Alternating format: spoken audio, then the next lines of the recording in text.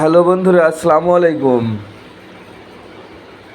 এই দেখতে পাচ্ছেন সেই নিউ কোচবিহার জংশন। আমি আগের ভিডিওটা আপনাদের বলেছিলাম ফারাক্কা বাঁধ দেখানোর পরে আমি চেষ্টা করব আপনাদের নিউ কোচবিহার জংশন দেখানো। যা হোক, আমি উঠতে পেরেছি।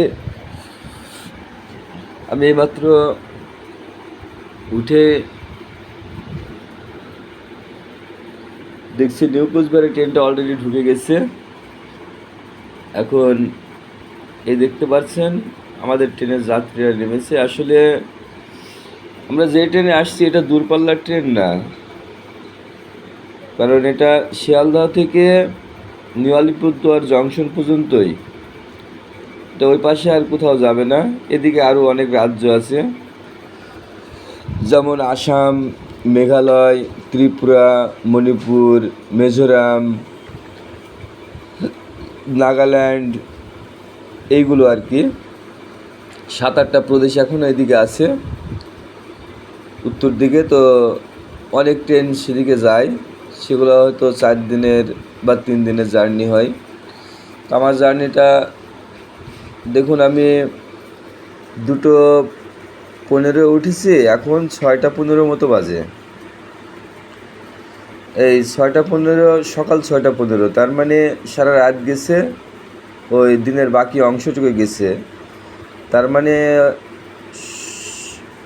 16 ঘন্টা হয়ে গেছে। এখন আমি গাড়িতে আছি, সামনে আর বেশি দূর নাই। সামনে যে স্টপেজটা আছে সেটাই আমার গন্তব্যস্থান নিউ আলিপুরদুয়ার, এই নিউ কোচবিহারের পরেই। তো দেখতে পাচ্ছেন স্টেশনটা কত সুন্দর। এই দেখুন, অনেক বড় এটা। এখান থেকে ট্রেন যায় 5 দিকে।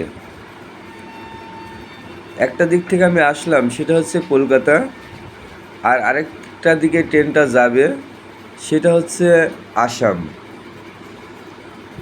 এই দেখুন, ট্রেনের ভিতরে যে এক একটা সিট দেখতে পাচ্ছেন, এটা একজনের জন্য বরাদ্দ। একজন মানুষের জন্য একটি সিট বরাদ্দ। মানে ইন্ডিয়ার এই একটা সিট বাংলাদেশের 4 সিট সমান। আর হয়তো আপনাদের জানতে ইচ্ছা করছে যে এরকম একটা লং জার্নি কত টাকায় না ভাড়া।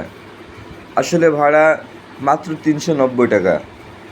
760 কিলোমিটার রাস্তা, 390 রুপি ইন্ডিয়ান টাকা ভাড়া রিজার্ভেশন। যদি আমি দালাল ধরে নিই, স্টেশন থেকে সরাসরি আমি টিকিট করাইছি কাউকে দিয়ে, আমার কোনো বন্ধুকে দিয়ে।